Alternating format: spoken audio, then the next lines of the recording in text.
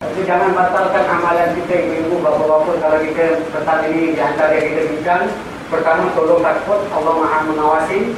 Yang kedua nanti kita didik supaya malam kita bangun tak ada. Ataupun kalau kita beri kan, kita tak cerita dengan orang. Kita malam bangun pun kita jangan cerita dengan orang. Jadi jangan sembahyang malam baru 2 rakaat malam. Itu pun tak sempurna, tak sunnah. Besok buat kerja, asyik sangat kerja. Action, tak sangat pun action sangat. Tunggu orang tanya. Orang tak tanya pun, Allah ngantuknya aku. Semalam sembahyang malam. Batal lah mana. Dalam kitab diceritakan bagaimana orang alim. Ada satu kisah yang menarik. Seorang alim abid Allah. Memang tiap malam tak pernah tinggal sampai malam dia. Nangis. Minta kepada Allah. Satu ketika tu isteri dia terperanjat apabila balik dalam nangis pula. Isteri tanya, wahai suami itu kenapa kali balik nangis? Dia kata tidak, tadi aku pergi sini. Dia sampai malam. Pagi subuh pergi masjid. Kata hari itu diuji Allah SWT nak sangat. Kami supaya didudukkan kawan-kawan nak sangat. Dia tahan sangat. Kita tak tahan sangat tu buat mata. Dia tahan sangat ni. Orang ramai dia tahan sangat. Pasal tak mau kasih tahu yang dia tu ngantuk. Tahan sangat. Sampai nangis. Terpaksa dia layankan nangis tadi lah.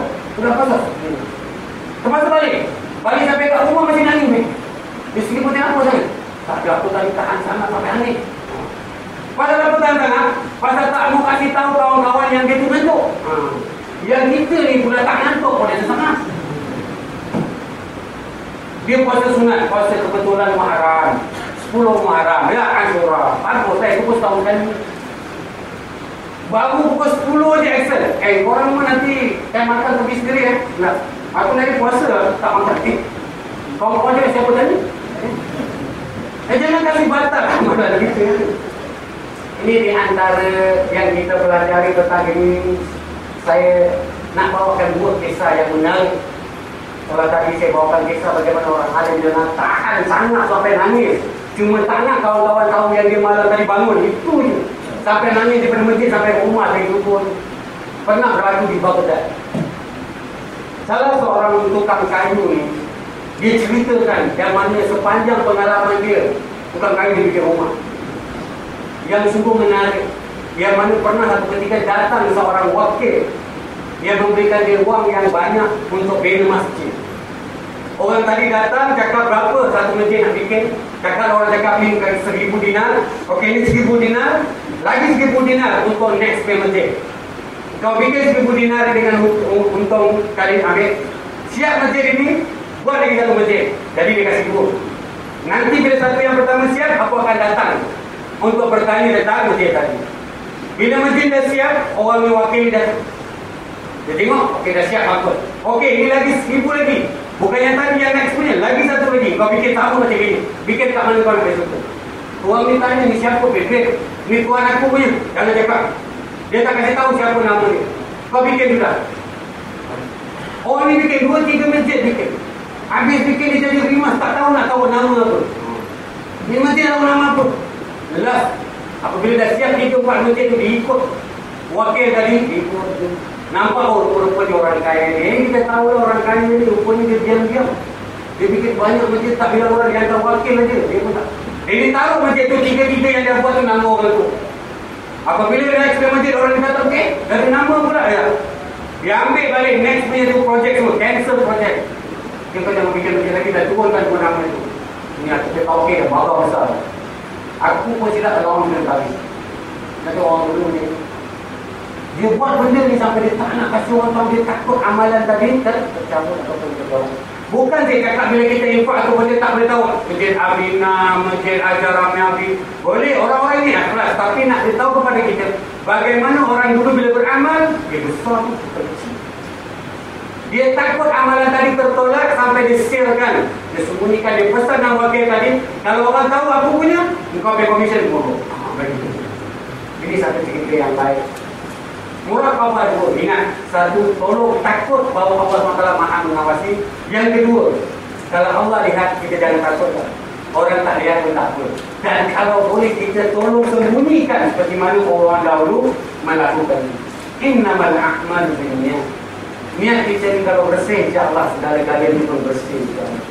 Satu lagi sejarah di Baghdad. orang kaya di Baghdad di mereka ini.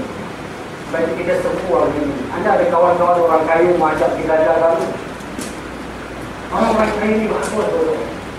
Cuma dalam kadang lupa itu. Bisnis di masa kadang-kadang susah. Kalau kita ada kawan-kawan aja, gitu. Pasal bukan kan kita nak merendahkan yang datang semua miskin. Nah, kita Islam ini semua kita saling bantu-membantu. Yang kaya bantu yang miskin, yang kuat bantu yang lemah. Orang-orang kaya ini jadi roh Islam. Anda akan nampak, dia akan bantu banyak lagi. Walaupun dia tak dapat sama-sama bekerja, tapi dari sebab infak, dia bantu. Di Baghdad kita dulu anda lihat semua orang kaya itu dia ada roh agama. Bukan tadi yang tadi bikin masjid dan sampai dia tak nak supaya nama dia terlihat.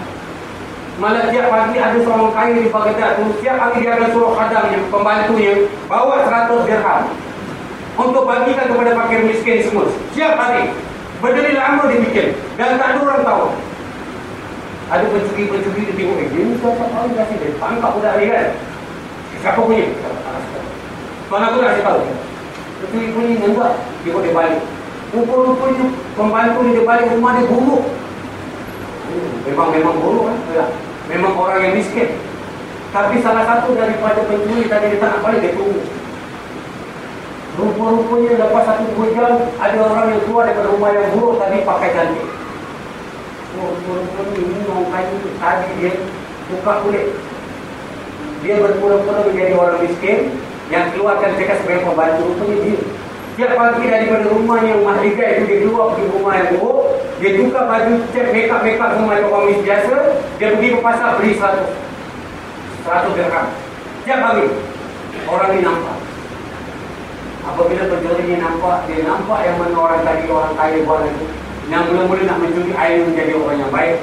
Dia cepat-cepat orang kaya.